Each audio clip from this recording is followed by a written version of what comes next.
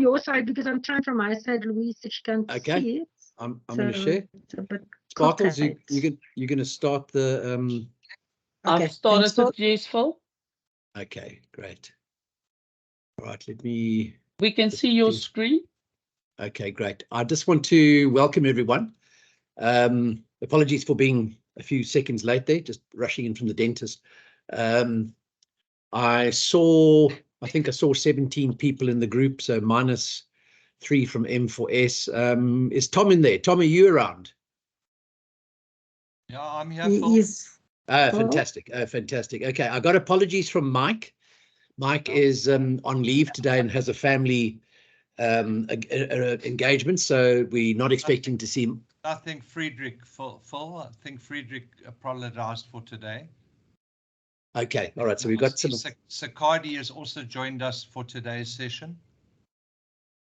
Fantastic. Oh, that's absolutely brilliant. Welcome, Sakadi. Tom, can I give you the honors of introducing Sakadi then, please? Yeah, no, sure. So welcome everybody, the MTM NUC 1, NUC 2, and those that are in the SASI NUC 2 this session, where we're going to start getting into more of the detail about the gaps in your experience and obviously outcomes, but I'll leave that to Phil and his team. Just to introduce you to Sakadi. Sakadi is the SASI CEO. She herself is a transportation engineer. So obviously the main number of people in the session are in the transportation game, which is very close to Sakadi's heart. Also, one of the academics that we've included in MTM NUC 2 is somebody that Sakadi asked us to please try and see if we can assist to registration. So welcome, Sakadi. Looking forward to your valuable knowledge and insight as a PR eng and somebody in the transportation space. The candidates here all need as much assistance as they can get. Thanks, Tom. And Tom or Louise, can you see if Nono's here, if Sakadi's mentee is here?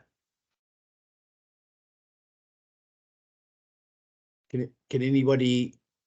I don't see her at this point, Phil. Okay, all right. Well, she can get the recording. Okay, well, Sakadi, huge welcome from our side, the Mentoring for Success team. Always lovely to have the executives showing confidence and commitment to these kind of groups. So that's just really wonderful news. Let's press on with today's session.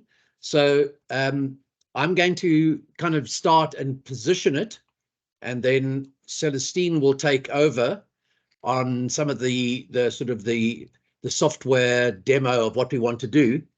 So this is an important session, and we'll be chatting to Tom because one of the things we need to resolve is we need some more mentors. And Tom, I'll circle back to you on this one, and especially for the academics, etc. So it is something that Tom and I and the team are working on.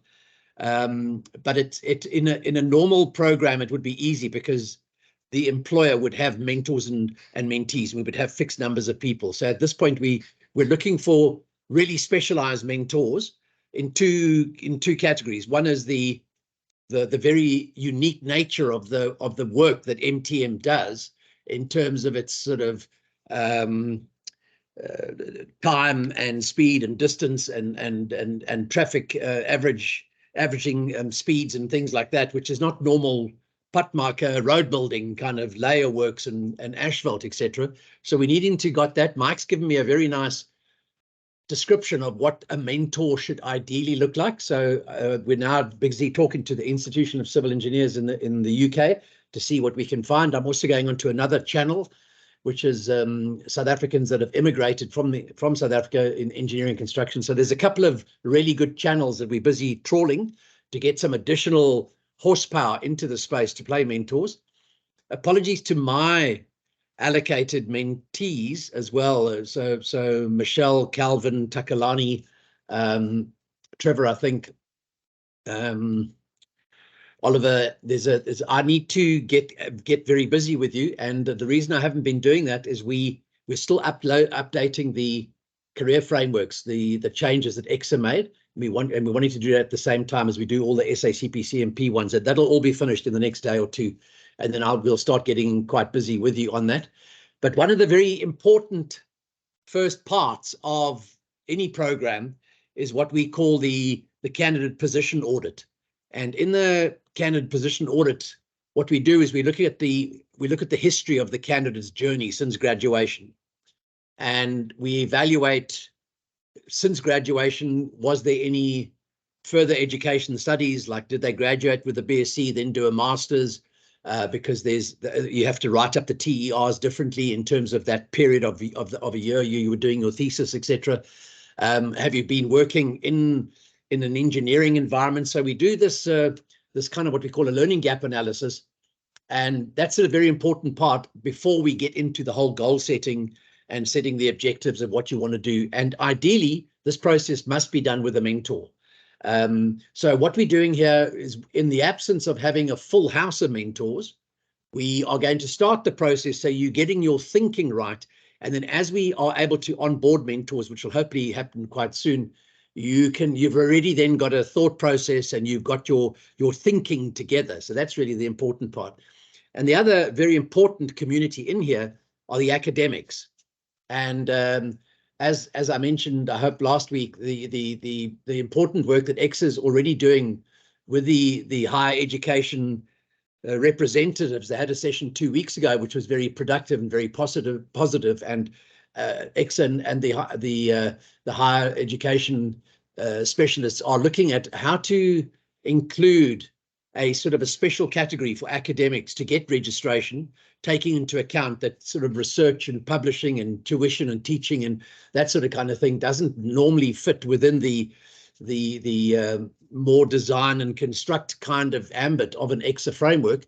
And how do they recognize research and publications and that sort of kind of thing, and teaching and filling in the categories of the outcomes. So that's all busy happening, as well as looking to find additional academic mentors. So that's busy happening as well.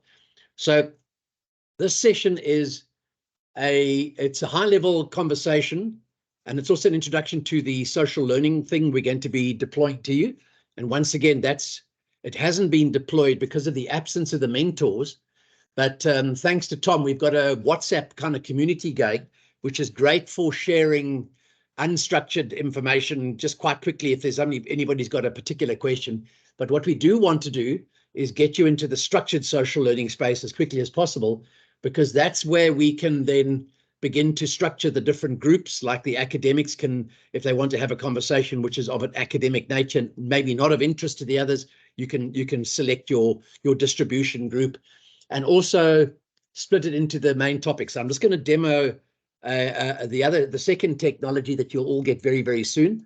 We just want to make sure that we don't bombard you with too much stuff all at once, but I'm going to just show it to you quickly, and then we'll send you the URL and you can onboard that. But Louise is busy onboarding everybody that we've got so far into it, and we'll be chatting to Tom and Mike and Michelle and others about securing some more mentors, volunteer mentors, to get into here. So I'm going to show you the structured social learning technology. It's called Nauculi, and I'll explain that.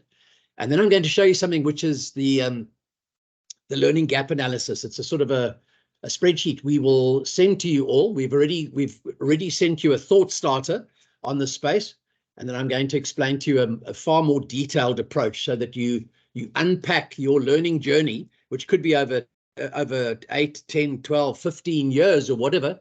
And so it's a good place just to start to replay your memories, your thoughts, where you've worked, the projects, the name of the projects, who you were with, that sort of kind of thing. Because when you come to write up your TEOs, or your training and experience outcomes, which is your high level version of a consolidated phase of your life, instead of writing up TERs for 10 years ago or 15 years ago, you're going to write up sort of year by year what you did. And this is a very good document to get you going.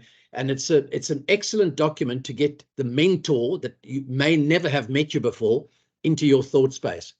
So as with all good projects and technologies, is the more effort we put into the planning and the thinking and the structuring and capturing in the early stages of the program, the better and more productive the the rest of the program will be, because it means everybody, including ourselves, have got a bird's eye view on where your own specific requirements are. It's not like it's as if this is a corporate program, everybody's coming in year one and we've got 20 or 30 graduates and they all going for a 3, 4, 5 year journey. This is quite different because you'll all have quite different, how you got here should be quite different. What Louise is also going to be doing, and I'm going to ask you, if you wouldn't mind, please, it'll help us, is in the chat, if you could just put your name and tell us, if you're an academic, which institution are you from? So if you're an academic and you're from DUT in Pietermaritzburg, please just put that, or DUT in Durban. Can you just put your name and the academic institution that you are at? And if you're from MTM, can you just tell us if you are from the Pietermaritzburg office, the Centurion office, the Durban office, or whatever? So, you know, just put their voter and put, you know, Bloemfontein or whatever it is.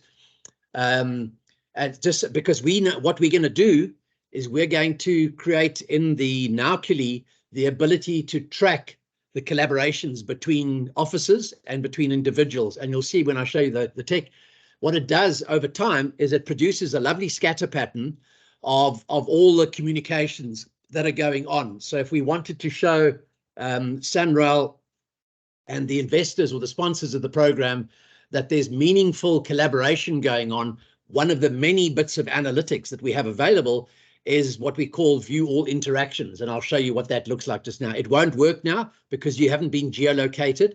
So we just need to geolocate all of you into into the system. So if you wouldn't mind, just over the next couple of minutes, just put your first and last name, just in case we don't have 2 Philips or 2 Toms, your first and last name, and just quickly which office you work at. If it's MTM, just put MTM Durban or MTM Pietermaritzburg. If it's a university, just put academic DUT Pietermaritzburg. Just a short, just so we can, and then we will then use a Google API to geolocate you. So that's the structured social learning. And when it comes through to you, we will have a session specifically on social learning and why social learning is so important. These are kind of the spontaneous conversations where you want to ask something, but it's structured because there will be logical questions in different areas. So I'll explain what that looks like as well. And then I'm going to show you the learning gap analysis, and then I'm going to shut up and take any questions. And then Louise Celestine is going to take you through at a very high level, setting goals, because we're going to do one goal with you, and we're going to show you what that should look like, so you're comfortable with it. So the goal becomes underpinned and it's supported by a foundation of capabilities. What we're also doing, just as an update over here, is at the moment there's what we call experiential capabilities, but very soon the capabilities module will be significantly updated, and it's been done very specifically for MASELULEKANE, because we recognize that people like Transnet and Eskom and Spoornet and MTM and Sanral, etc., have very specific competency sets, which are of not just of a soft skill nature, but of a functional nature and a technical nature. So the current capabilities, which was generally designed just for sort of a broad-based mentoring, now needs to have those subtle nuances as well. So that will all be brought in. And then we want to talk to you about managing tasks and the difference between developing things and doing things, and then also starting your note journey. So it's we've done the welcomes. The first thing I'm going to show you quickly, for anybody who might have missed it before, or just to reinforce it, I want to review the program and the process that's going to continue to unfold. Then I'm going to quickly show you Naukili in a web format, not on an app format. So Naukili is a progressive web app. It will work on a mobile phone, and it'll also work on a Galaxy or an iPad, and it'll work on your laptop as well.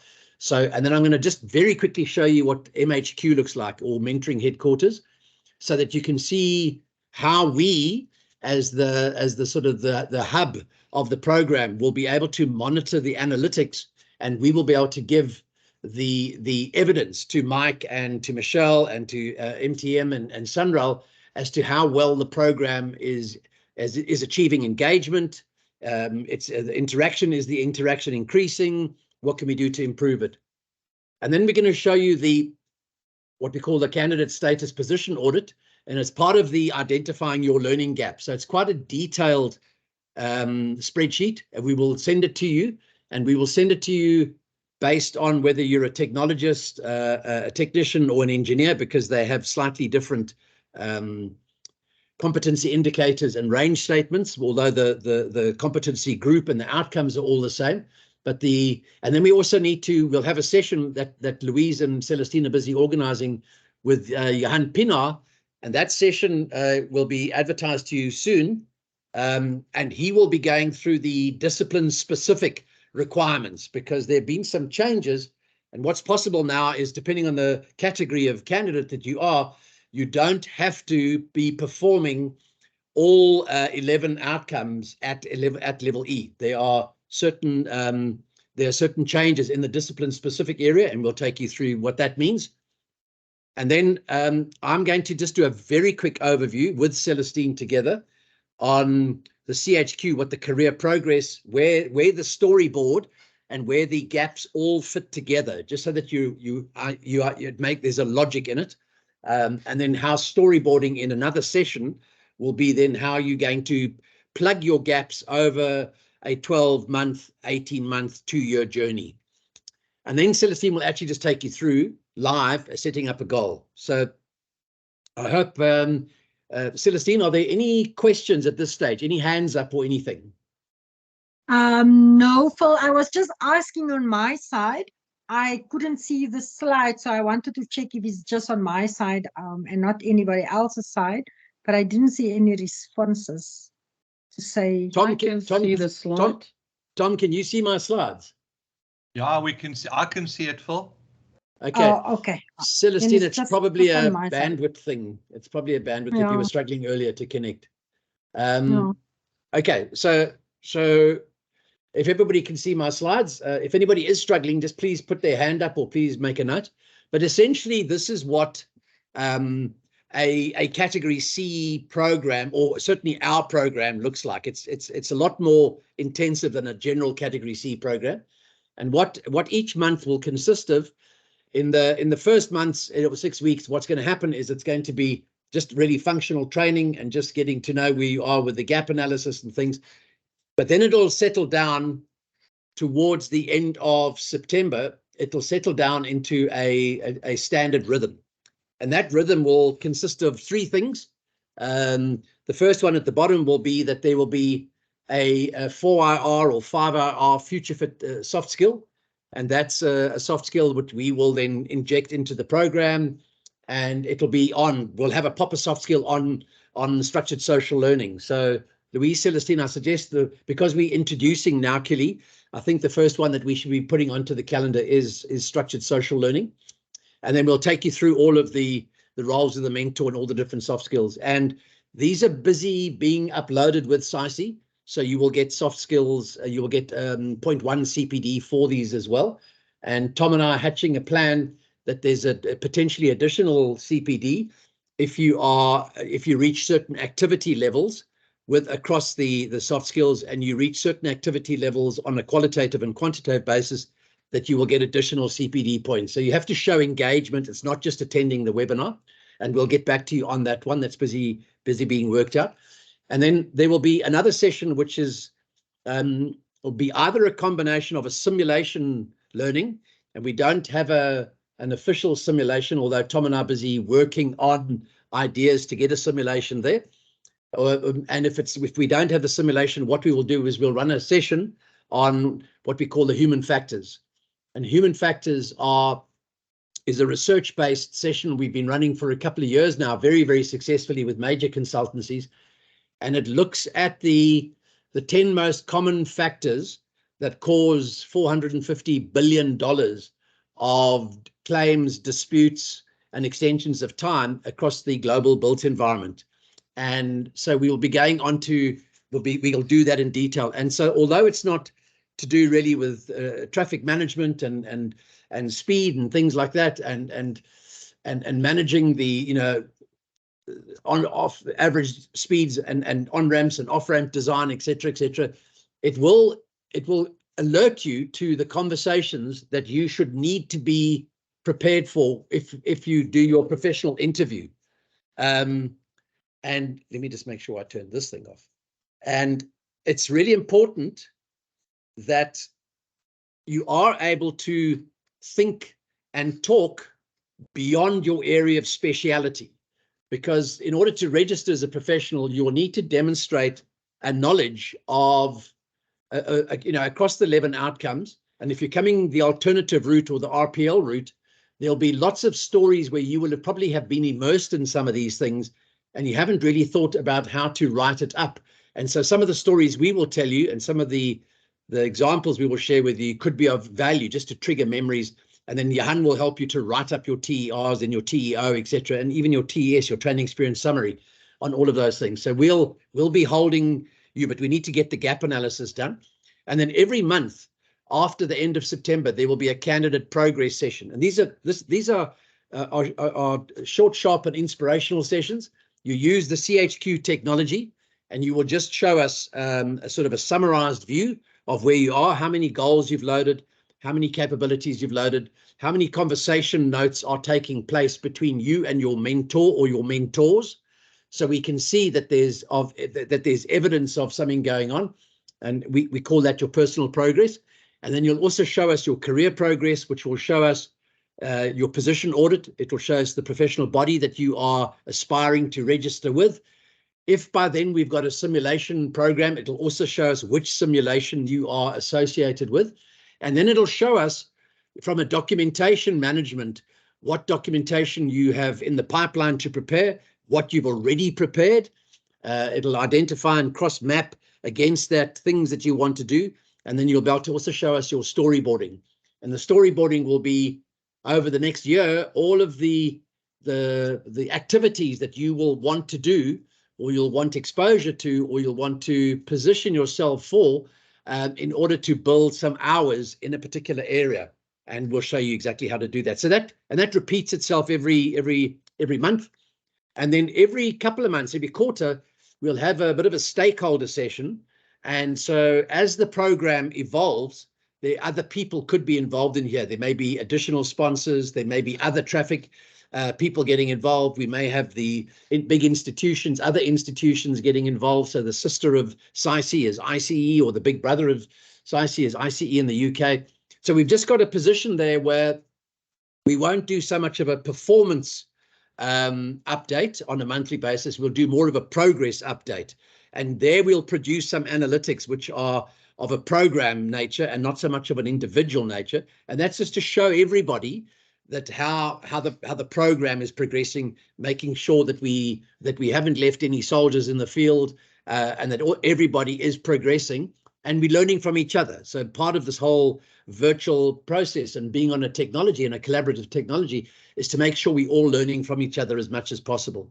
So that's essentially how it'll look. And then at the end of the year, we'll have a bit of a closeout session. Remember, it's not the end of the program. It's just the end of, and in fact, because we're starting late, it won't be in December. So after 12 months, we'll do a kind of a position audit where we got to, and then depending on budget and all of that and progress, etc., hopefully we will continue with the process going on from there. And we'll let you know more about that as we go. So that's just a reminder of the program, and the technologies are essentially the place to collaborate.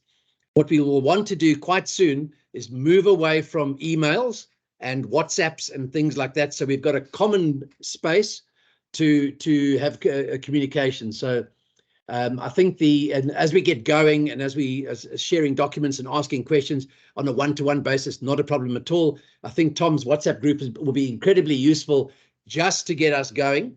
But once we've got the sort of the rhythm and the cadence going, we can move across. And the reason for that is it gives us the power, because we then have the analytics, we have the conversations, we have the engagement data, and then we can show progress to people that are really interested in monitoring the progress.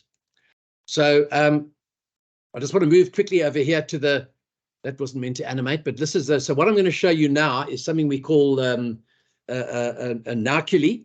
A culi is an ancient word for a sage or a scribe. I think it's a 4,000-year-old word. And so the whole idea behind narculi is It's your space to get instant access to a sage or a wise person or the group. So the whole thing around structured social learning, as opposed to, you know, learner management systems, is you're learning from other people who are in the group as well. And so MASELULEKANE's got a lot of knowledge themes. And what I'm going to do before I give it out to the group is I'm going to take out things like solid waste management and water and sanitation until we've got people in the group where those themes. I don't want us to have too much, it to be too busy. So we'll obviously have the transportation, or roads and transportation or whatever, and we'll have some of the other ones. We'll have things like registration matters, because all the conversations around how do I do this, how do I do that, that's the logical place to find it. So I'm going to show you what this looks like. So that's the second technology, and it works in a mobile app. It also works on a Galaxy tablet very nicely, or an iPad, and it'll also work on your screen, on your laptop screen as well. So I'm going to show you what that looks like as well shortly. And so what will happen is you'll have essentially you'll have access to two things. You'll have on the left-hand side, you've got CHQ already, which is your career management process for the candidacy. And on the right-hand side, you're going to have something, or you're going to have an app, and we will have something called Mentoring HQ, and that will have all the analytics. And I'll show you what that looks like now. So that's just so you've got that. So let me not do that one. Let me just quickly go and show you what Naukili looks like. Okay, so Celestine, can you, or Louise, can you see my Naukili screen? Yes. Yes, Phil. Okay, thanks. Okay, listen, Celestine, hopefully you got yours going. Okay, so everybody, this is Naukili. This is a progressive web app. It works in a web environment. It was originally designed for mobile only, and we had problems with the operating systems providers, so we've actually moved away, and you no longer download this from the app stores. So don't go and look for it, because it'll be an old version and it won't work. We haven't upgraded the app on the old app stores. This now will be deployed to you via a URL, and you will embed the URL on your laptop screen. If you get it on a mobile app, it will open in your mobile app, and there's a way that you get the icon onto your phone, and then you can just deploy it and you can use it from your phone. I'm going to show you it in a setup over here, which looks like a mobile phone, but it's actually working on a laptop. So essentially, when you come into Naukili, what you'll see, it'll recognize your name. So one of the things that while we're asking for you to geolocate yourselves, is Celestine and Louise and I have already set up the back end. So we've got but we need to now do the organizational structure, and we need to do the geolocation. So as soon as we've got that, we will then onboard each of you in, and it will then know which office you report into, and which city or which center you're coming from as well. And that will become relevant later when we need to produce progress analytics. And then you'll see on the top, you'll have a 1 to 7, which is your what we call the knowledge quest. And everyone starts at the level over here. So you'll see an erudite explorer, and you move all the way up to 6 here to what's number 7 is what we call a worthy wizard. Okay, and you have to get points to get there. And just so that you are aware of it, you only get points through community engagement. So you can't give yourself points, and you can be the most active person on the planet. You won't get any points unless people like what you're putting in here. So the rule number 1 with Naukili is it's not a chat forum, and it's not like a WhatsApp kind of thing where, you always get the class clowns rising to the top because they just have a personality that just likes to share banter and jokes and things like that. And you get the very introverted people that don't share, and they only share when they've got something really important to share, but they are seen as being less active. So the trick with Naukili and with structured social learning is to add value and not volume. And if you add value to people's lives, they will rate you, and they will thank you and appreciate you for what you've done. And that's how you get score. You get score by adding value to people's lives through sharing your own knowledge or asking really good questions. So because a good question can trigger what we call a threaded chat, and it can get a whole lot of conversations going, which then are in the app or in your laptop, and they don't go away, like a email where you can't find them, or WhatsApp where you have to scroll for 17 weeks.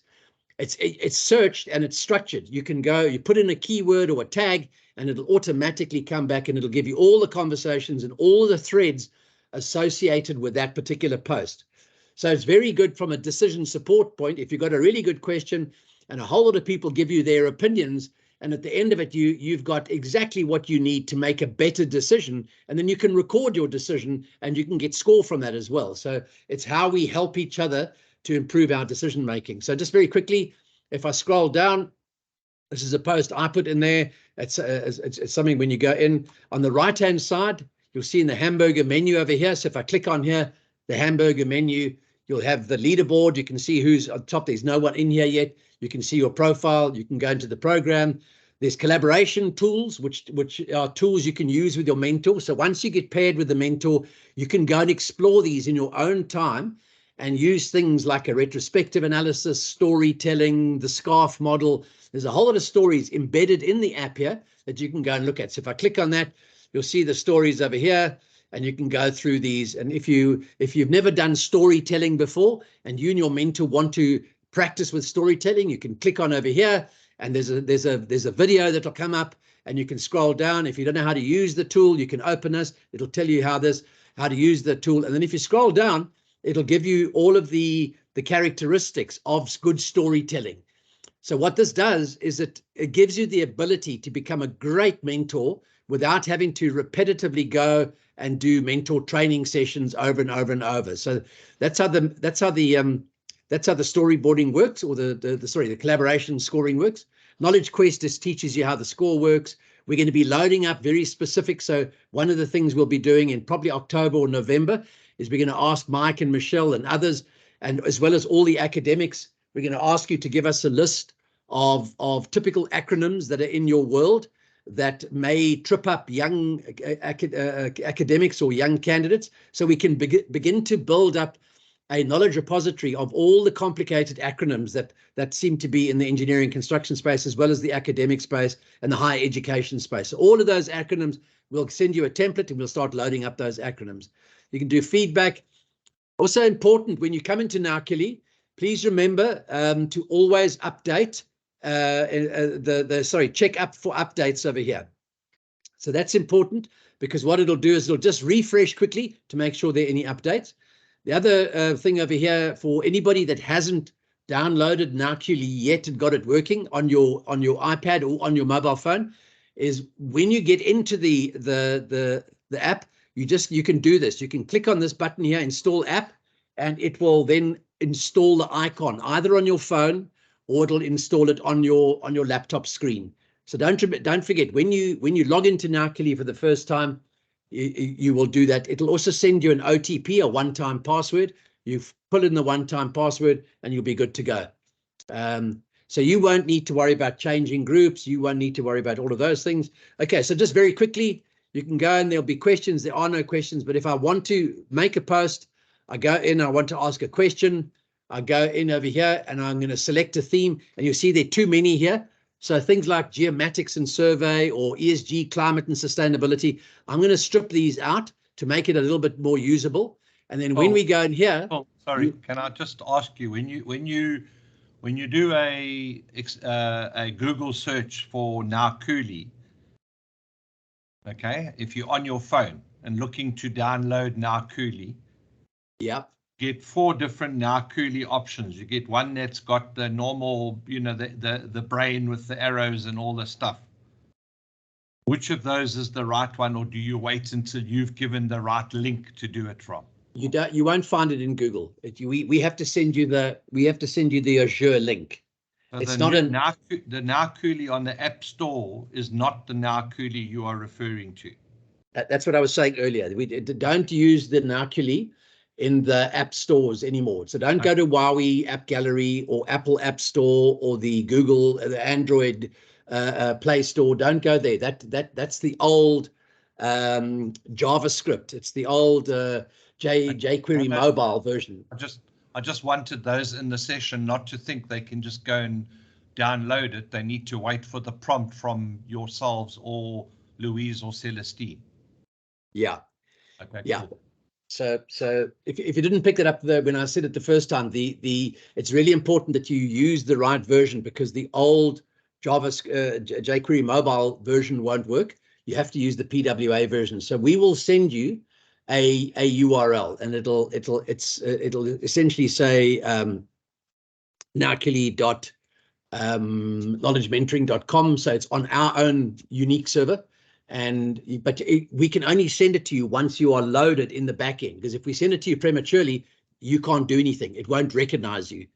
And that's an important part of the two-factor authentication, is we must know who's in the app group, because it's a safe place. It's not open social media where other people can get into it or hack it or whatever. And so we will send that. That'll happen quite soon. The only reason I haven't sent it out is you look at the themes here. It's too busy. This is ultimately what MASELULEKANE will look like. And so I want to strip it down while we get going. And the other one is we don't have you loaded with your geographic locations and your organizational structure. So that's why we've asked for your name, so we can do that. And the third reason is we don't have a full house of mentors yet. So we can't pair you with mentors, but we can pair those who have got surrogate mentors, like myself, Tom, Friedrich, etc. But that not everyone has mentors. Certainly most of the academics don't have mentors, but people like Sakadi has a mentee in NUC2, MTN NUC2, and she has a mentee in SAICI NUC1 as well. So where we can pair you, we will pair you. And then all you do over here is you then type in your question over there. But this is not about a now QLE session. So let's just move on. We will take you through that. I just wanted to show you quickly. And then the other thing I wanted to show you quickly, if I just reduce this, is what this will have in the background is, this is what the back end of MHQ looks like. Okay. So I'm not in MASELULEKANE because it hasn't been configured fully, and I'm in Woman in the Built environment.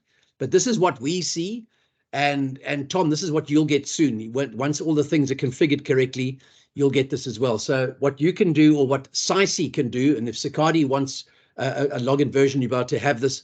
And it's the administration behind it. And what we can then track is we can track how many questions have been asked, how many contributions have been put in, how many insights have been shared. We can see, if we go in there, we can see who's on the leaderboard. In other words, who the most active people, so we can go down here, we can see all the different people.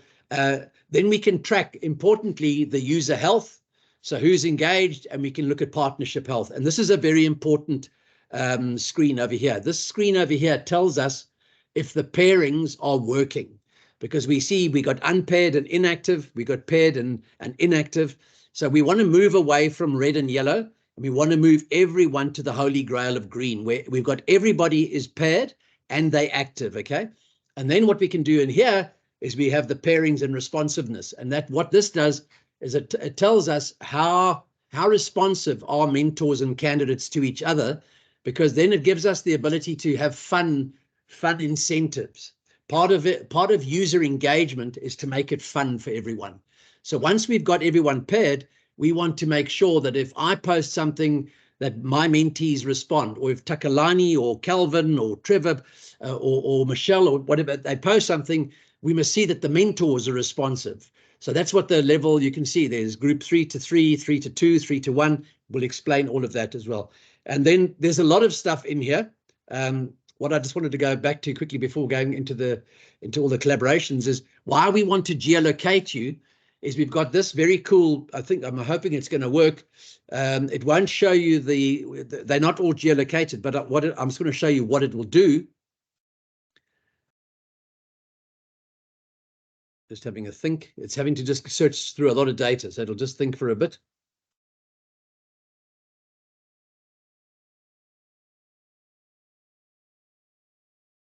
Okay, let me not worry about that thinking. What this does is it brings up a Google map. Oh, it's like you and me. It thinks very slowly. Yeah. It's multitasking, Tom. So I'm not gonna worry about that. It's thinking too slow. They're probably working on it. Let me just close that down. So I'm not going to work on that. Let me close all that down. What it will do is it'll show you a Google map. and it will show you all the interactions. It's a real fun thing to see which officers are helping other officers and who's sharing with who. So that's the technology duo. One is a if I look at this one over here, this is a horizontal many-to-many sharing with theme conversations. And Tom, what I'm going to do with you and Sakadi and the rest of the leadership team, I'm just going to delete a lot of the knowledge themes, and then we'll have a discussion on which we think are the most important, bearing in mind the different journeys of the academics and the MTN people, and then also looking at the necessity to bring in maybe the EWC and other people on as well. So I'll circle back to you on that. So just moving down. So what I want to do now, just introduce you to something, and it's very difficult to read. So let me see if I can rather do this and do this. And wait. Let me just pull this across. So now this is might be too big. Let me explain what this is. Oh, part of the gap analysis and the learning we need to do is we need to get you to track and monitor your history of learning. So we will send this to you. It'll come in an Excel spreadsheet, and you can start to think about it. But let me just explain how it works. And this gives us the learning gap analysis. So I'm only showing you, let me just make this a little bit smaller.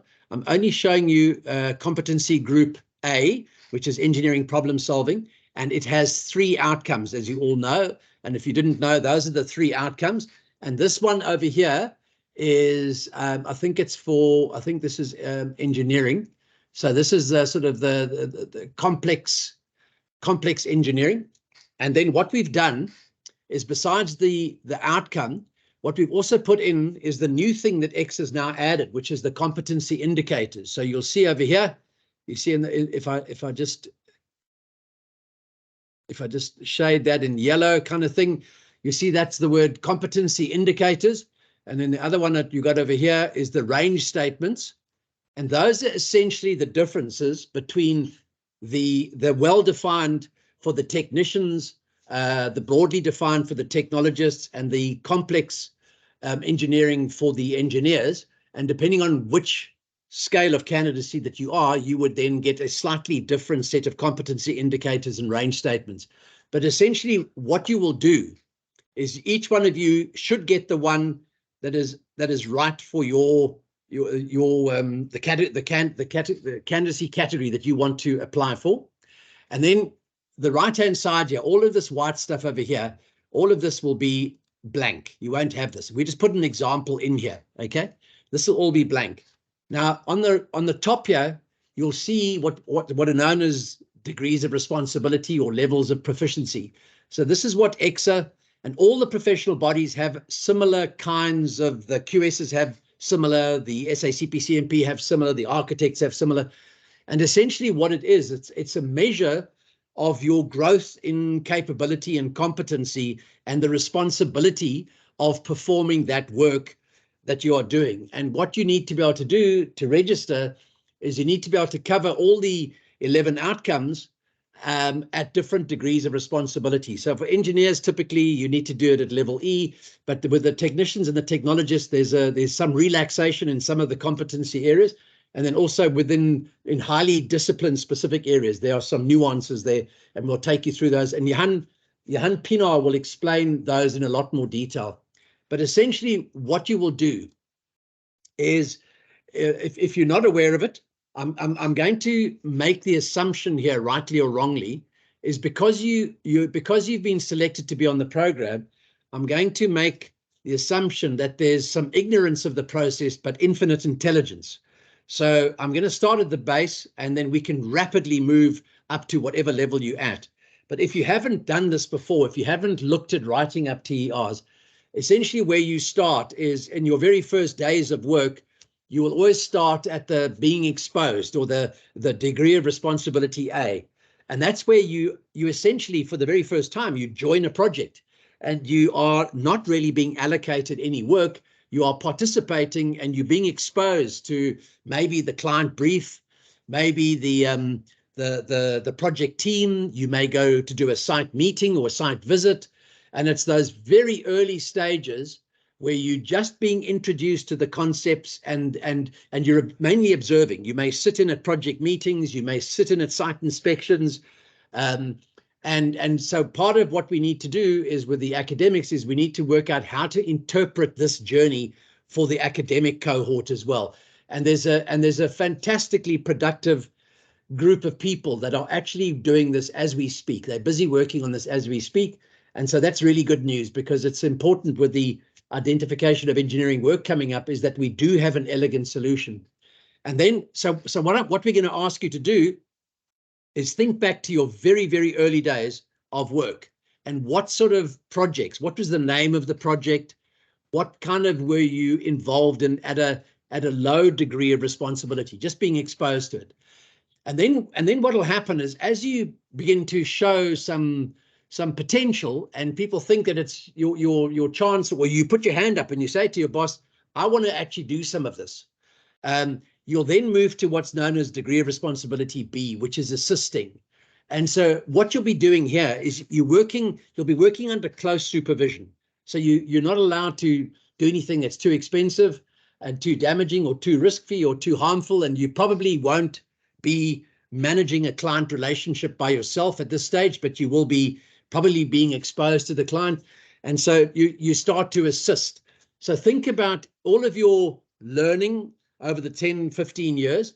And can you remember that change point in your careers when you're no longer just a little handlanger and you were carrying the briefcases and getting the SAMIs and whatever, but you are actually now beginning to do some stuff. So you may be starting to do some speed measurements, and you may be starting to do something which is looking at, working at the loads and measuring distances and doing what all those specialized things that you guys do. But you may also have had another job. You may have been with a road maker. You may have been doing layer works and bulk earthworks and whatever it was. When was the year of transition when you started taking on more responsibility and you started actually participating a little bit more? And then you go to level C, and now you're actively participating. You're on the minutes, you're on the agenda, you've got a role, and you're performing, and it's less supervision. So it's what's known as limited supervision, and you are becoming a contributing member of the team actually. And then you go to level D, and where you now are, you're actually performing some stuff. And what you're doing is you may be preparing calculations, you may be preparing the site minutes, you may be preparing a site report for the client, and you're actually doing all of it, and it's just sort of looked over. Someone looks over your shoulder and they might sign it off, they may give you a few tweaks and things, but essentially you are actually contributing to the value of that community, that group. And so when was the time in your history where you started operating at level D? And you were now a valued member of the team. You were trusted to go on and do things, and you were actually performing real work with a level of supervision or sort of overview supervision, okay, and just approving stuff. And then when did you get to level E? When were you doing this stuff? Were you working in a team? You actually producing the work, but you are producing it. And you're getting it out the door, but you are not still accountable because you're not registered yet. So you're supervised and you're responsible for doing it, but ultimately legally you're still not accountable for it. So it's that area where it's that transitioning to fly. You're now ready to leap out of the net and take your first flights as a professional. And the whole idea, and what we've got to do to make sure that you get there well prepared, is to know that critical time when you are a registered professional is when you know what you don't know and you get help. There is no professional in the world that should ever, with the status of being a registered professional, make a decision where they don't know, where they know that they don't know the outcome, the consequences, the impact, or everything that's going on. And that's what defines a professional, is you know that you don't know and you ask for help. There's no shame in asking for a help as a professional. And all of you that have had children or have been around the world enough will know that there's nothing better in life than getting a second or third opinion from a doctor or a dentist that wants to cut something off or take something out, and you just get a second opinion and another opinion. It's the same with engineering. There's absolutely no harm when you're not sure, is you ask for assistance from a colleague. There's no shame amongst professionals in doing that. And that's an important part of our program, is to make sure that we prepare really competent and capable professionals.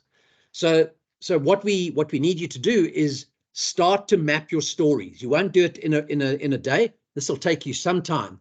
But what it'll give you a wonderful lead-in conversation once you are fully paired with your mentors, because then what you'll do is you'll share your gap analysis with your mentor, and that will then identify to us as, okay, where do we need to plug gaps in the learning outcomes, and where can we write up your TEOs? So we've got a TEO that's already got a whole lot of years well done. We've got those recorded, because the moment you've got some years written up, we can give them to Johan Pienaar. He can evaluate them and he can say, okay, you're on the right track here. This is good.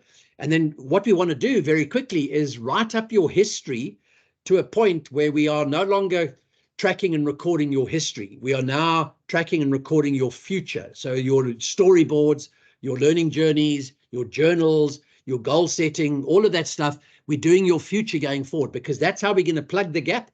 It's how we're going to fill any learning gaps. It's how we're going to bring in experiential learning, simulations, new conversations, expose you to conversations with experts that will actually just bring you a sense of awareness of what you need. And then at the same time, from an academic space, how do we make sure that between EXA and SAICI and the higher education representatives and departments, is that we've got an elegant path that recognizes the journey to registration for academics. So it'll be very similar, but it won't be working on projects necessarily. It'll be working on a thesis, and it'll be working on different publications and research projects and your qualifications, your research categorization and all of those sort of kind of things. So before I go into the technology side of how this manifests itself, can I just see if there are any questions? Does anybody have any questions on this? I feel there's just two comments in the chat box. One about the geolocation. Dakana says that when they want to add the geolocation, there's a oops, something went wrong message that comes from adding the location. And then Cheryl is also just making a comment to say that what you've just gone through is definitely not happening in the one-day professional courses. So, you know, that we are doing something great. Thanks. Sorry, I'm just going to the chat and just make sure. Oh, there's 25 people here. That's very good. That's excellent. Okay, sorry. Okay, so about the geolocating, when I tried adding my on my profile, I get an oops, something went wrong. Okay, which is that? I think that's in CHQ, Phil. Is that in? I'm just going to ask. Is that in CHQ? So, okay, we need to look at that. But are they supposed to load it in CHQ? I don't think so.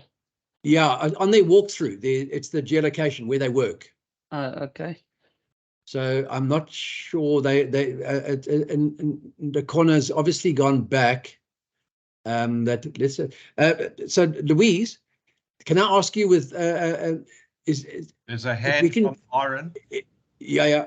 I just if we can just go back to is it Bashingi or is it in the corner? How do we? It's in the corner. Bashingi is his surname. Okay, thanks. In the corner, we'll circle back to you on that. We need to trap that. If there's an error there for some reason, we need to trap that error. And everyone else is putting their. Say again.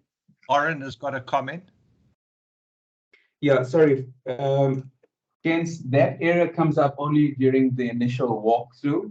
But if you skip that step and you go to your profile settings, you can then set the geolocation.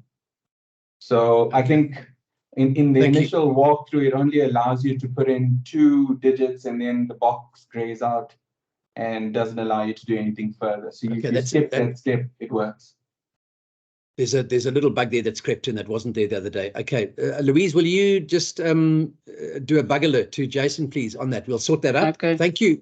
Thank you. Paul, sorry, I think what is being said is that, yes, from your side, you want to fix the bug, but for those in the session, they can go past the geolocation data, fill in the next few fields, and then go back to it, and then it'll allow them to do it. Yeah, when they go back into their profile. Absolutely. Yeah. 100%. So I think to make the magic work, let's let them do the engineers in the room. They must find alternative solutions to a problem. And that means they are applying level of service E already. Good stuff. There you go. Well done. That's part. You've just passed. Whoever that was, you've just passed your exam. So well done. Thank you.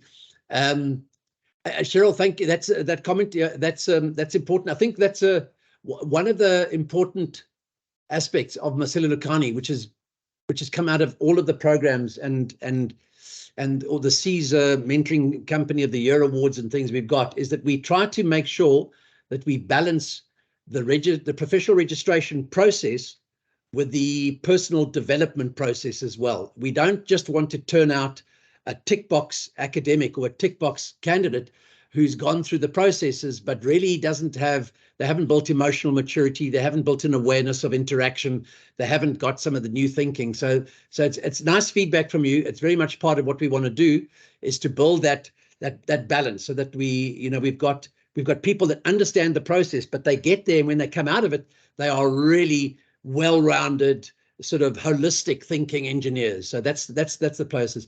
Please may you kindly provide you with the WhatsApp group. Okay, so there's someone's coming in. Tom, there's a new recruit for the WhatsApp group.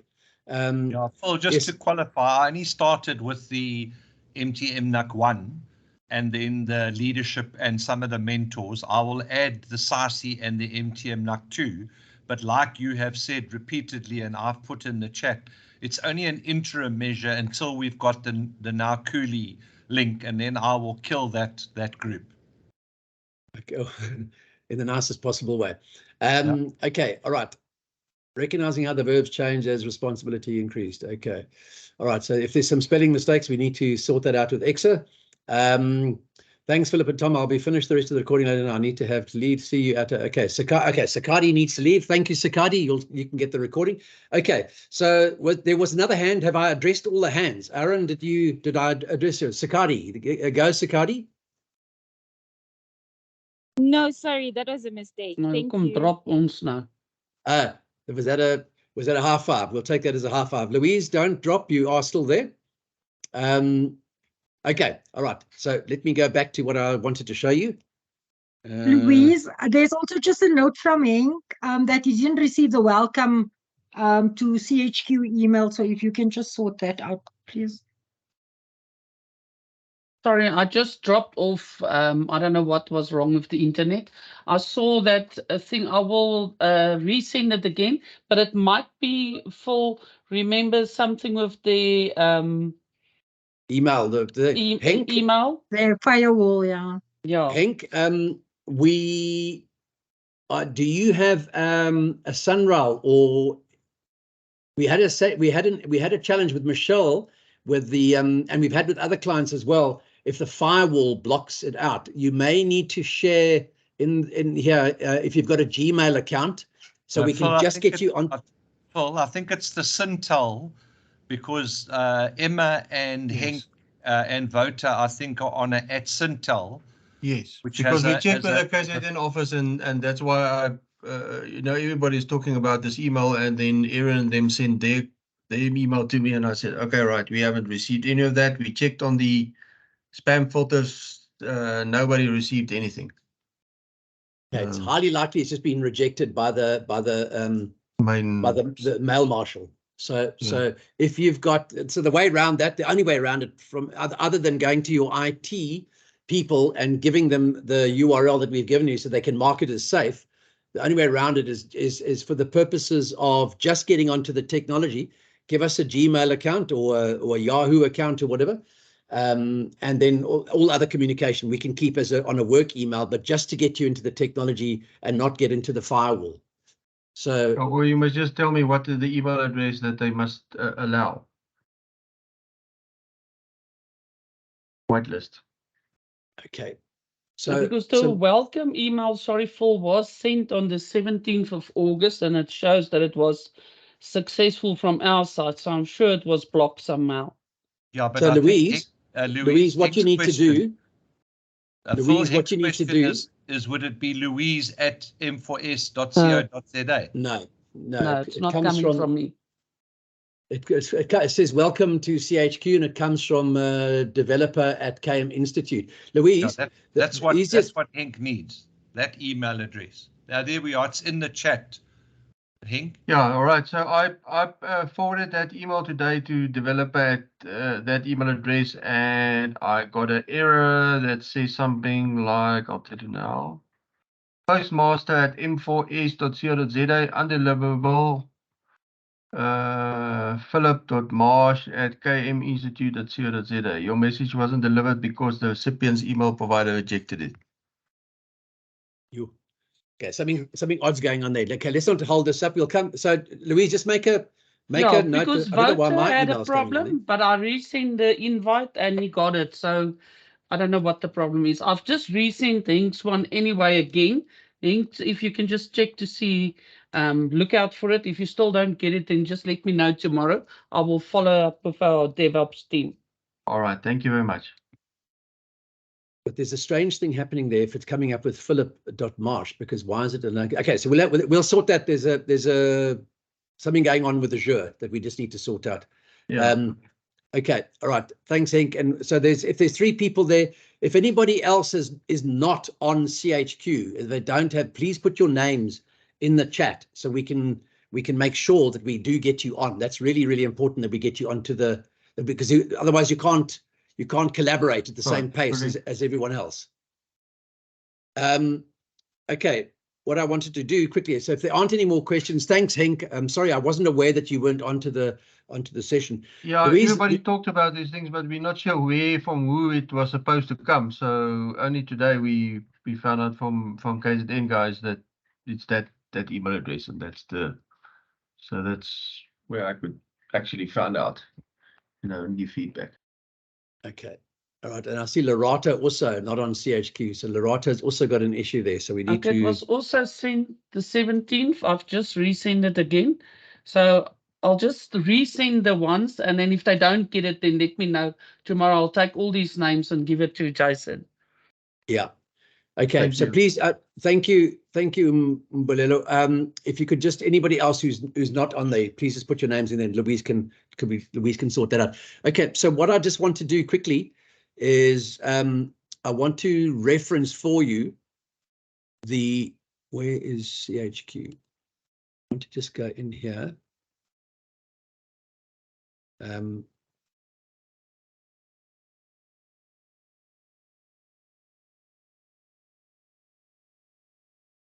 I just want to show you where I need to go in as a mentee.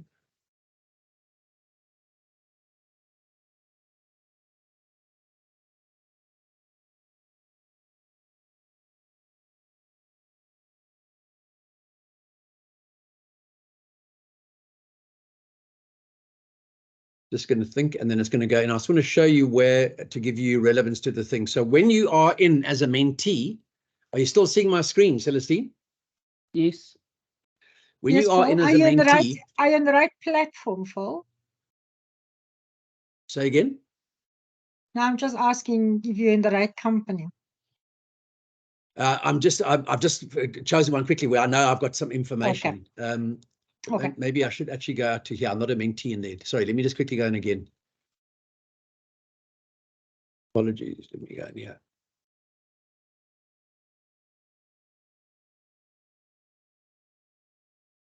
Sorry, thanks, Celestine. Okay, so if I'm in as a mentee here in my test mentee site, we last time we did the profile. So if you go into my profile, that's the whole process over here, and it's this kind of 6-step process. And you're going to do your career profile, your career frameworks, your academic profile, your documentation, your summary screen. So for Henk and the others, Lorato, that haven't logged in yet, you should watch the video of last week's session, and you'll see when we took everyone through this, how it all works together. And today's session is more about talking about my progress, because what my progress does is it introduces the tracking and the monitoring of your candidacy process. So there's a new button that'll come here soon, which will have the learning gap. But essentially what personal progress does is it'll look at your goals. So that's today's session, it's about setting up goals. And then why we need the learning gap analysis. Oh my gosh, there goes my battery. Why we need the learning gap analysis is we need to go into over here, which is career progress. So in this example, I'm loaded as an engineer in the primary accreditation body, which is EXA. So that's where I need to do my work. But I'm also in 2 simulations. Okay, I'm in a project there called the Plankenburg Outfall Sewer, and then I'm in a simulation project over here, which is an electrical substation in Botswana. So to show you why this is important is if I blow up my screen a little bit, and then just track, is you'll see over here is with your gap analysis that you're going to do, we need to populate this thing over here. So when you started and what is your target date for registration. So we need to know in CHQ when you started your work, there's a date, there's a position there for you to put that in, and when you plan to actually register.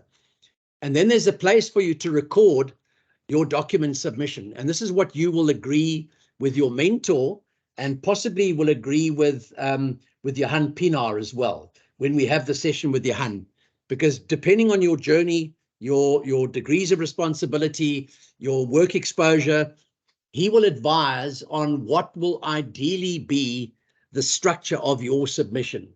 And that'll include a TEO, which will have your high-level history, and you'll need to be able to validate some of that history. So that's where the gap analysis and the position audit are going to be an important document to go in there. You'll then look at how many TERs do you think you should aim to put together over the next 12 to 18 months. And then you'll actually capture it in there, what is planned and what you've actually submitted to date. And submitted doesn't mean to EXA, it means you've submitted to your mentor for sign off, or you've submitted to your CNU mentor or your supervisory mentor, and we'll explain these interim submission processes to you as we get along. But what this does is it shows your mentor or any other mentors that come in very quickly what the focus is for you and where you are on your documentation process. It's all very well to attend the learning sessions and the soft skills sessions and the simulations, but if you're not writing them up, and if you don't have a plan to record your documentation and your journey, you've got nothing to submit. And then the program hasn't really been of benefit to you, because you're just continuing to go in your career without recording all the evidence. So this is a really important element over there. What are the documents that you are planning, the ones that you planned until submission and the ones you've actually got to? And it's so the first goals, and I'm going to suggest your first goals should be to get your gap analysis done. So do your position audit and all of your learning histories in all of those different degrees of responsibility, because that's a great first thing to get done as the first goal, and give yourself until the end of October or end of September, whatever you think is reasonable. But the quicker you've got that, the quicker we can put the consolidated sheet together. And then what that will show us is if there are glaring similarities amongst all the candidates in their learning and exposure, because if there are similarities or common areas of missing, let's just say none of you have been exposed to early stage conceptual design, and that whole around designing in complex or well-defined engineering and understanding the client brief and the early analysis and the feasibility and the sort of inception stage of projects, or how it's translated into academic language. What is that initially? What is the problem statement that you're going to be researching? Then we can design simulations to try and plug those gaps. And we don't put you into simulations where it's more of the same because you've got 10 years of experience doing those kind of things. So it guides us on the simulation structuring. And then part of your learning gap as well will be with your mentor to decide if they think that you've got any of the learning outcomes completed. So we call it learning areas because the idea is that this is a multidisciplinary thing, and so it must work for all of the professional disciplines. But learning areas here to engineers is essentially the learning outcomes or the competency groups. And so with your mentor, you will sit and identify what you think you're missing. And we'll do that. We'll help you to do that with your mentor and with your HUN and possibly your manager, so that we just get a very pragmatic view of what your support group thinks you've got ticked off and you've got enough banked, and what you are clearly missing and what we really need to focus on. So that's an important part over here in the position audit. And then the rest is more towards your registration and planning, etc., etc. So this is a really important part of it. And then once you've got that with the gap analysis, your personal progress, your career progress, what then becomes important is your storyboarding. We won't do this now. We'll run a proper session on this. But what you'll then do is you'll identify over here that you're doing X engineering, and you'll apply the filter, and then it'll do a drop down. It'll tell us there's all the stuff that we need to be able to focus on, and there's the outcomes. They are the numbers of range statements. I'm busy updating at the moment, but if you forget what these look like, if you don't know what they look like, if you and your mentor ever want to quickly go, you can just go to the view tree here and it'll pull down the whole process. And you'll see over here, I've already put the competency indicators over here. I now need to do them for the rest because the others have only got range statements. So we need to bring in the competency indicators, but this is where you can go quickly to get it. And then what you'll do is you'll start to add either milestones or you'll add storyboard entries over here. There's a special session on this. I'm not going to do it now, but essentially what this will do is once we've got your gap analysis up to now, what I'm going to suggest is you don't do historical storyboards because you're going to be capturing that in your gap analysis. That's where you've come from. What we really need the storyboards for is your future. So where you're going. So it's what we call E&O, or exposure and opportunity. What we want to map here with storyboards is your opportunities going forward, because it also shows where maybe within MTM or within in the sort of the community, if the company is able to do a little bit of job rotation or a little bit of moving around, this identifies very nicely if the company, if your employer is able to provide an opportunity to something. And it also shows, because Tom and the education and training panel at SAICI are always facilitating site visits and really important learning things. And if there's something over here that looks like it fits with your learning gap, then at least there's an exposure of it, and we can see that. So that's really what I wanted to show you on the learning gap analysis, leading into the progress, leading into the storyboarding. Celestine, what I'm going to suggest now is that we go back to the discussion, and if there aren't any questions, let me just put this slide up so that everyone can see it in as much detail as possible. Does anybody have any questions about what to do? So I'm trying to work out how to build this up. Does anybody have any questions on what to do with this in particular, the learning gap analysis and writing up your history? Are there any questions on this? So I don't see. I see a hand. I see a hand up there. Yeah, Samuel. Samuel, yeah. go. Yeah, thank you very much for this. I'm not gonna lie to you. I think I've got like tons of questions, But the way I would get over it is if once we load it to the platform, because I think it's a little bit confusing as we don't have the platform as yet.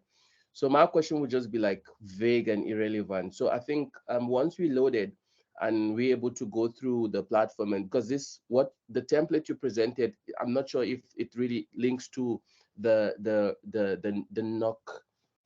Now Quali platform. I think I'm not sure if the same, like what you do on the Now Quali platform speaks about that whole problem solving outcome as per the extra GA requirement.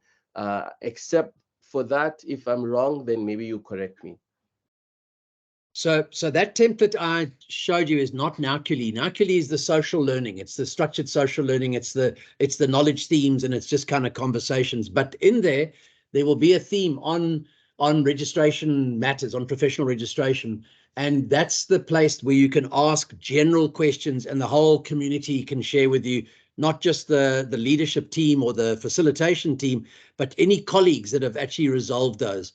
So when you, Samuel, when you refer to the template, are you referring to the one which is the learning gap analysis? Yeah, that's the one, I think is the problem solving one, the one just slightly just took off now, the tables with the yellow highlighting or something like that. So okay, so I think so I think you're talking about this one here. Is this correct? There you go. That's correct. This one here. Yeah. Okay. So this table, this doesn't cross map to Naukuli at all. Naukuli is going to be structured social learning. This one will cross map to CHQ, the platform, which is the one that is on your laptop. You should already have loaded. Have you got CHQ downloaded on your laptop? Yes, I've got it. I'm currently working on it. Basically putting, I think I'm on the progress. I'm on number 4, where I'm just like uploading my files and just putting all the necessary documentations and all. Fantastic. Yeah. Okay. All right. So what we'll do, Samuel, to try and answer your question, is there will be in Naukuli, there will be a conversation, just to put up again over here.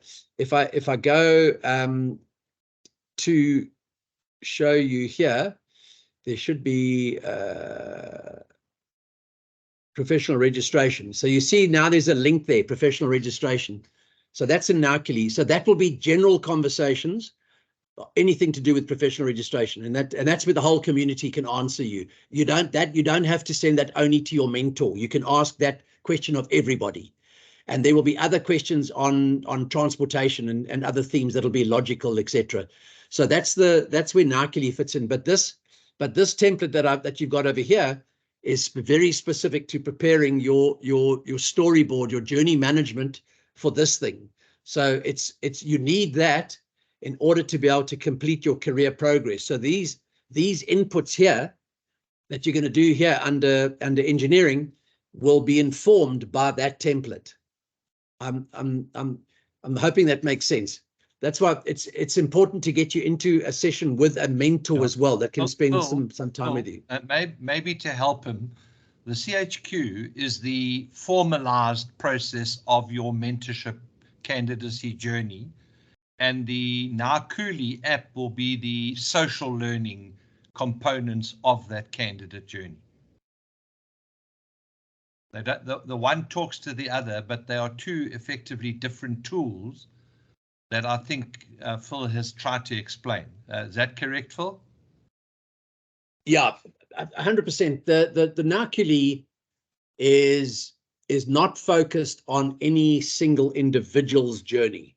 Naukuli is focused on collective social learning.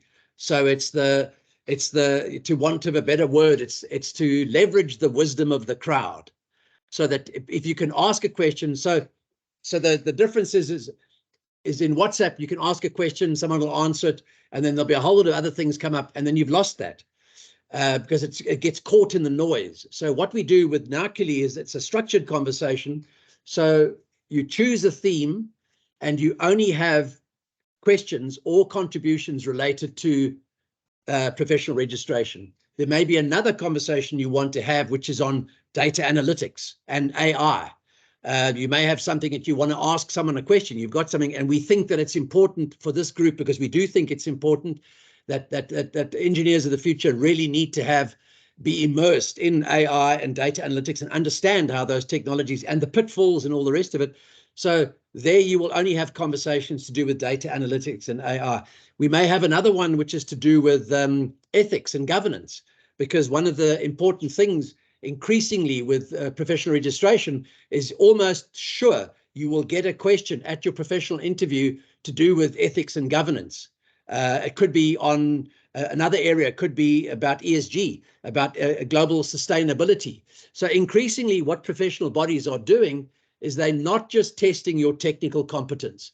They are beginning to make sure that you are a well-rounded engineer, technician, technologist, that you've been exposed to conversations that you can manage yourself in a professional environment. If you're in a meeting and someone brings up something to do with health and safety, is that you're not lost. You understand the nuances, you understand the implications, you understand the legal frameworks, etc. So Samuel, that's what the Nauculi will do. It's more of a social learning, and it's not dependent on a single mentor. It's dependent more on the collective wisdom of the crowd. And obviously there's people like Tom and myself and Francisca and Marianne van der Skeer and Michelle and Mike, etc. So you'll have other very experienced people in there, and we can help guide those conversations and make sure that they do it. But it's more of structured learning and conversation. It's nothing to do with a linear career path for a specific individual. The CHQ platform is designed for you to document your goals that you're setting, so that your mentor is dealing only with you. Your mentor is not dealing with a lot of other people in that conversation. So CHQ ring fences conversations that are just about you, about your goals, about your skills and abilities you're going to develop, about specific journals that you will do to capture learning, etc., etc. So the one is a very horizontal, many to many, and one is very, very vertical. It's one to few. Samuel, I'm hoping I'm making more sense now. Oh, 100%. You've clarified it clearly now. So now I understand the difference between the Nauculi and the CHQ. Thank you so much. Okay, great. And as soon as as soon as it's all configured properly, we'll have a proper training session on it.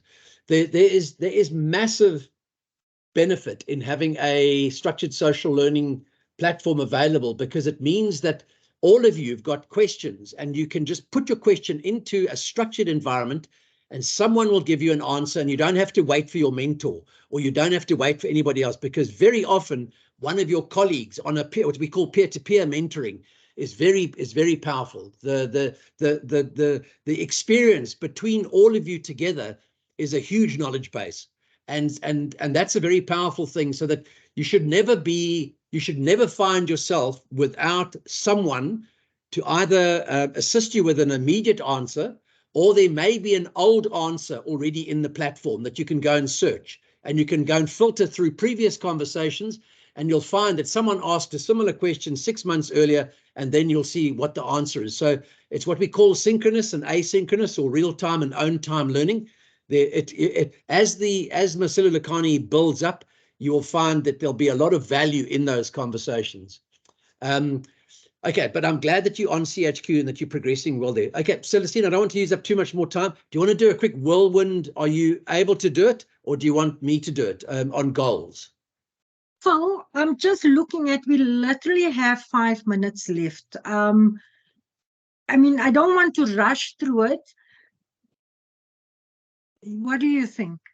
Okay, I'm just gonna quickly hit goals here, and the reason for that, unless you're ready, are you set up to do it?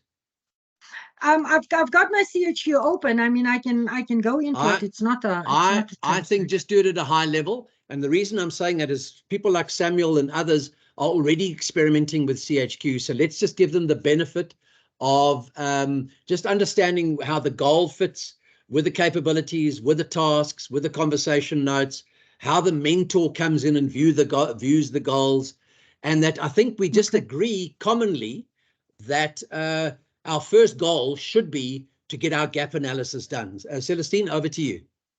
Okay, thanks, Phil.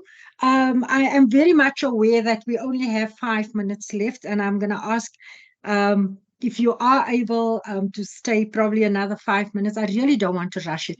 I think I also just want to put this into perspective. Phil has identified the areas, once you've done your gap analysis and you've identified the gaps that you have that you need to close in terms of your career development.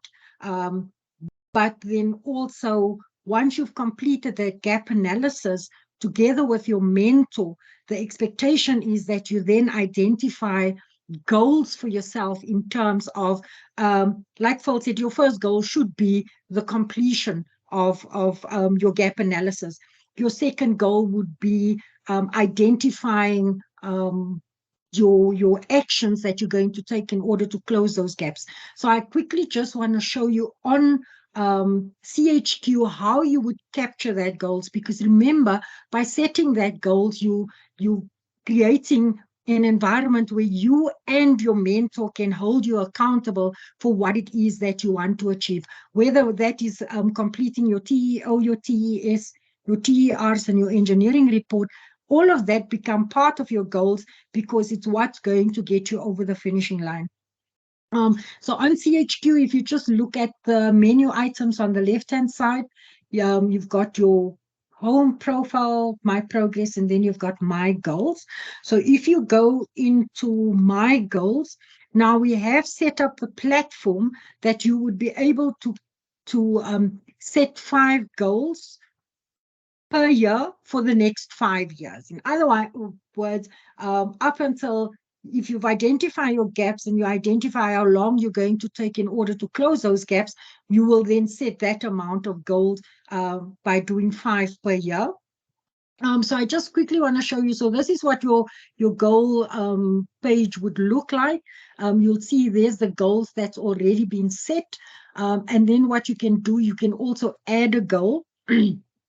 Once you add a goal, it will ask you by when you would want to achieve that. Now, this is that would typically come out with your conversation with your mentor. So once you allocate a date to, I'm just going to put the 31st of August. Once you've allocated a date for when you want to achieve, you'll see it will change your goal year to 2023, and it will tell you that it's your 3rd goal for the year. Or you can alternatively go and say you want to set it for 2025. And let's say that's when you want to submit your final submission for your engineering professional registration. Automatically, your goal year will change to 2025, and it will tell you that that would be your first goal for the year. What you then need to do is I'm actually just going to, I've got some here. Let's say that's your final submission to EXA, right? That is your goal name that you want to, by 2025, you want to submit your final documentation, and then it's going to ask you what it is, what is your goal description, and that would literally be ensuring completion of final documents, TERs, TEOs, etc., so that you can submit it for your professional registration. And the why would be just to close off your candidacy journey. In terms of your goal metric would literally identify what is success going to look like for you.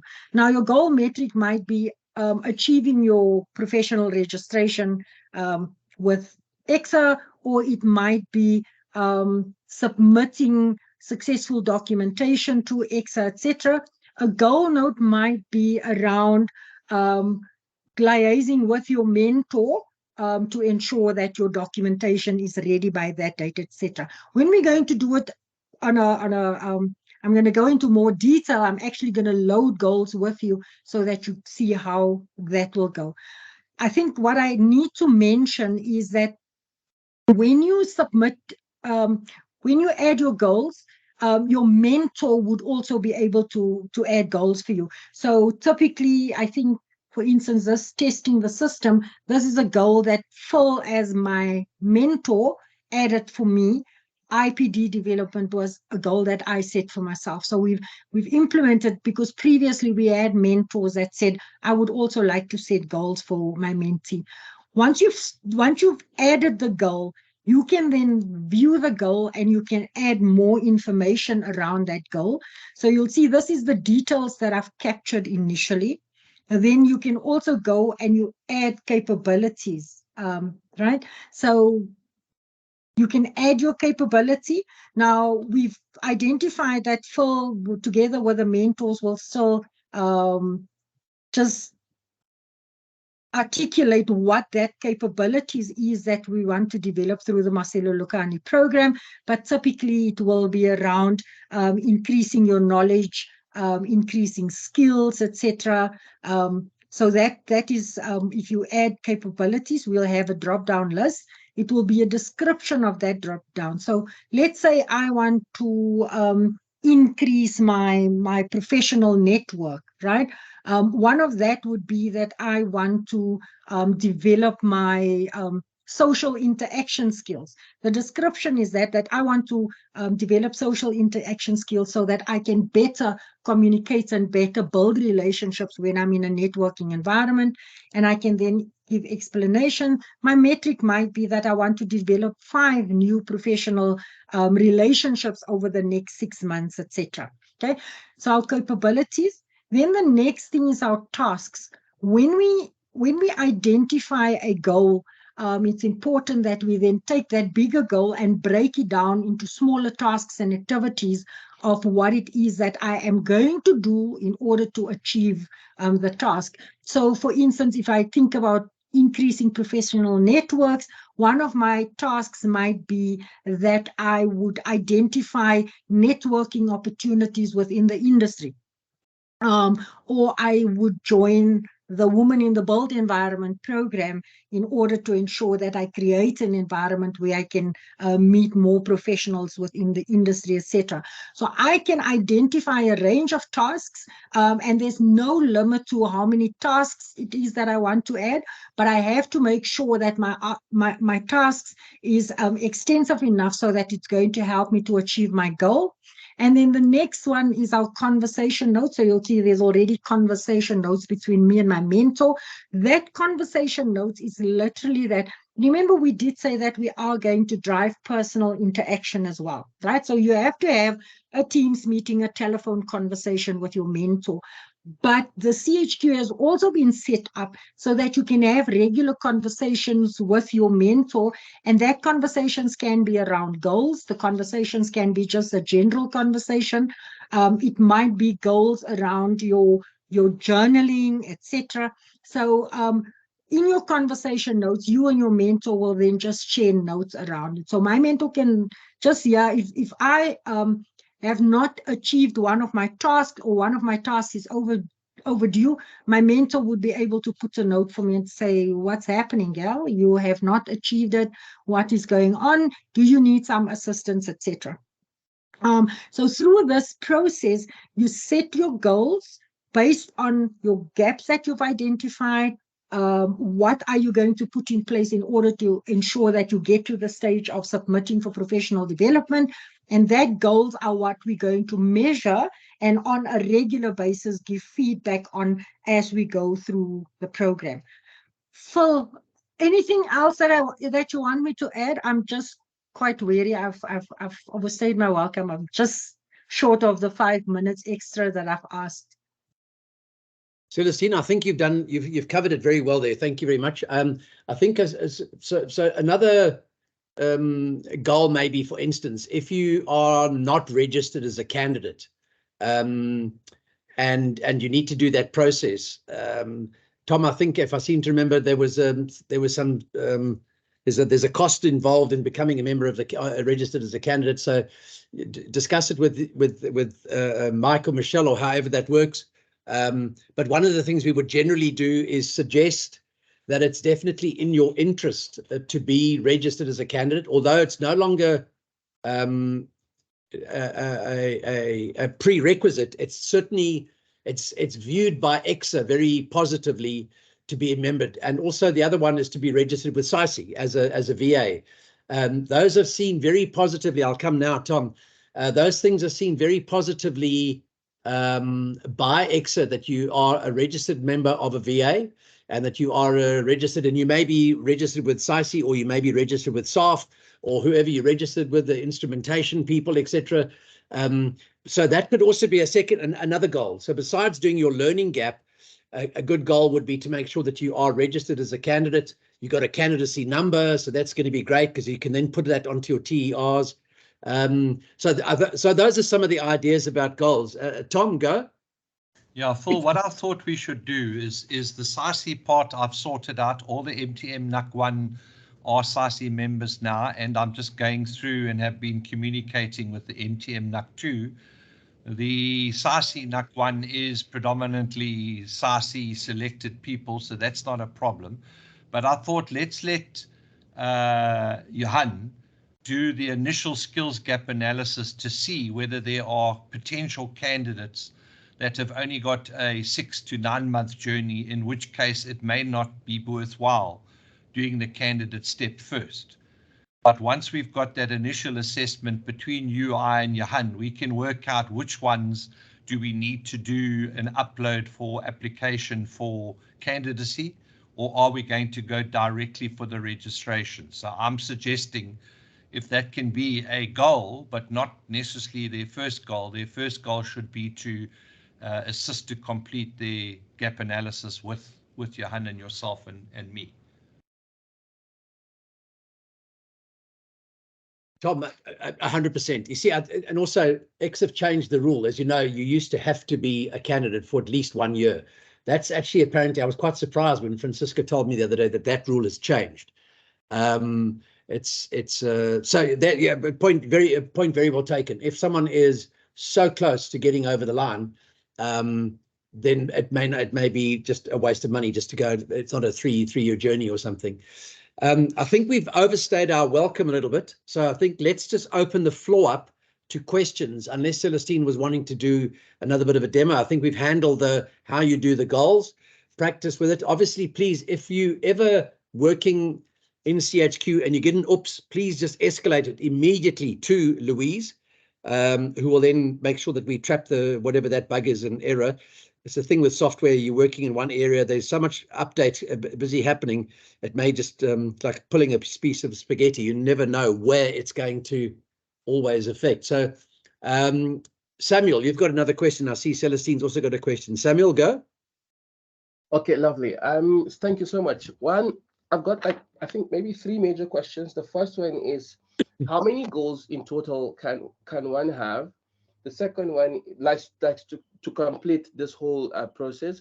The second one is, what's the time frame to actually completing your, let's say, your portfolio in preparation for submission to XI? Is it going to be depending on a personal pace? Like to say, if you tell yourself you want to maybe submit in 6 months or 9 months or a year or 2, is that kind of flexibility provided where you can actually maybe within 12 months get ready, or say this program after 12 months you should be set for submission for professional candidacy, and set goals based on gaps identified? Yeah, so how do you set your goals based on those gaps? I felt like, remember the same document I was making reference to initially about the problem solving. So amongst the 11 extra requirements, do we set goals that will result to achieving those outcomes? Those are my main questions. Thank you. So Phil, can I respond to that? Yeah. Okay. Okay. So Samuel, just the document that Phil has identified earlier, we are going to send you those documents so that you can do your evaluation. Now, what we say is that each of us has got a different journey. You've got different circumstances, different work environments, etc. So what we are suggesting is that you look at your gap analysis, that document that Phil demonstrated earlier, because remember that will have all 11 outcomes and all 5 competency groups. So you do your gap analysis, and then you identify how much do you still need to do in order to achieve your professional registration. So you might have clapped all your gaps, and now all you need to do is you need to get your documentation in place. You need to write your TERs, you need to write your engineering report, and you might say it's going to take me 8 months. Somebody else might have gaps for some of the outcomes that they still need to close. And because of those gaps, it will take them a little bit longer. So each person's journey is going to look fundamentally different. Yeah, Phil, I'm not sure if there's anything else that you want to add to that. So Samuel, the question you asked is how many goals as well. And so our suggestion is that you would never have more than 5 goals in any one year.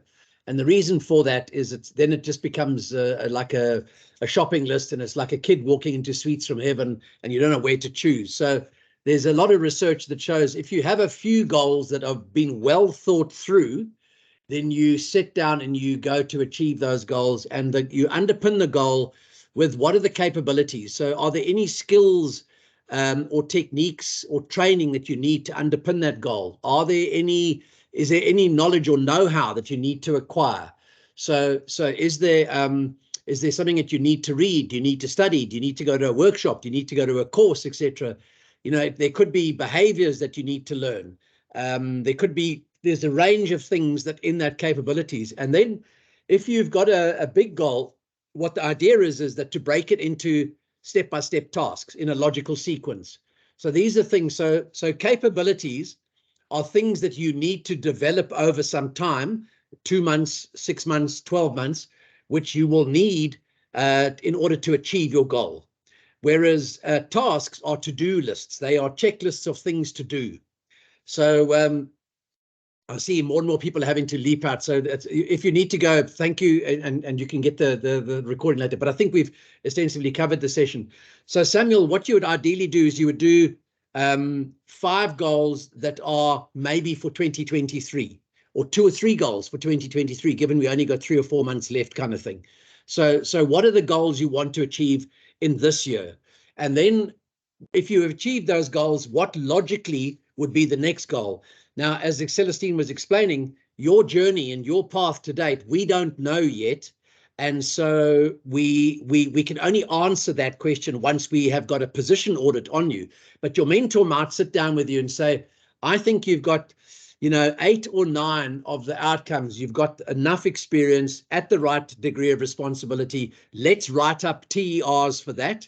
Or it's going to be part of a TEO, and we'll do some TERs for the next 6 months. And there may be 2 areas in a learning gap. We can only look at that once we've got your gap analysis. But ideally, and why I think this group was chosen is you are all more mature candidates. So the idea is to try and get you over the line as soon as possible. But we need your gap analysis to identify exactly where you are in that process. So make your goals very focused on closing the gaps and things that you need to do, and make your tasks things that you just need to do. If you just need to register, if you just need to write up a report or whatever. I hope that's answered your question. But essentially, if you were a brand new graduate, you would probably have 5 goals per year, and you would probably have maybe goals for 3 years ahead. And then every year you close off your first year's goals, and then you set another set of goals for the 3rd year, etc. So that's generally how it goes. They are sort of short-term goals, medium-term goals, and long-term goals. Does that answer the question, Samuel? Yes, perfectly. But I think what I'll do is I'll just wait for you to assign us is it mentors? And yeah, that because I don't think I have a mentor as yet, or it's not been assigned, or maybe it's been assigned and I'm not aware, because that person, like you said, would be able to sit with me to assign to check what are the gap analysis that is required for me, or that's like where do I need to fit in, what is the main gap for me to achieve certain goals and things like that. Yeah. 100%, Samuel. And I see people are all needing to go, so that's all good. So Samuel, once you've done the gap analysis, if you haven't been paired with a mentor yet, what we'll do is we'll have a session with everybody that's unpaired, and we'll just do a collective session. Tom, myself, and Friedrich, and maybe Johan and Celestine. We'll just facilitate a common session for everybody to get going. So for those of you who aren't paired yet, don't stress. You won't be left out. That's for sure. But when you get the template that Celestine will send you, start getting your thinking together. It's like just replay all of your learning steps from the day you started. Thank you for that. Are there any other questions so far? No, don't see there any more questions. Okay, so as soon as Narkili is ready to be sent to you, once it's configured properly, we'll send it to you, and then we'll get out the position audit, the learning gap template for you to have a look at as well. Okay, ladies and gentlemen, if there aren't any additional questions, remember that you can come back to the recording at any point in time. Next week, there'll be another session as well, so we'll just keep building on it, and every Wednesday from now on is a session towards the end of the year. Once we've got the technology structuring and training finished, we'll then get into the sessions where we'll actually be looking at competency, the soft skills, the candidacy progress, and then we'll start to be talking to you about human factors and things. Celestine, Louise, are there any admin things from your side that you want? Well, Phil, just maybe mention to them that we send the invite on iCalendar for the Poppy Act, and that when they do get that invite, they need to click on the attachment to actually open the invite and accept it, and it will put it in their diaries. Because I think a lot of them say they're not getting it, but they did receive it. It's just that they don't go and click on the attachment, then they don't have it in their diaries. Okay, that's an important point. In order to not spam everybody with each other's emails, because there are people from different entities here, we don't want to be full foul of the Poppier Act. Can you just make sure when Louise, when it comes through, when you can see there that an upcoming date or upcoming calendar event, click on it. It'll open up an iCalendar thing, and then if you calendar that, it will recognize whether you're on an Apple device or an Android or a Microsoft device or whatever you're on, and it will automatically populate your calendar for you. But it is important that you have to activate that step. It won't automatically activate your calendar. Thanks, Louise. That's an important point. Celestine, anything from your side? No, Phil, I'm fine. Thank you very much. Okay. All right, everyone. If you don't have any more questions, that's great. If you have any admin or process questions, please get them through to Louise. We'll connect those. If it's of anything of a training or technology and you want some assistance and help, send it to Louise, and Celestine and I will then be on hand if we have to run another little session quickly, which is not part of a Wednesday session. If we have to do an urgent session, we can fit something in for you. Okay. Thanks, everyone. Perfect. We'll see you next week. Okay, thanks, Thanks, Phil. everybody. Thanks, Celestine. Bye. Bye. Have a good evening. Cheers. Dank Bye, je everybody. weer.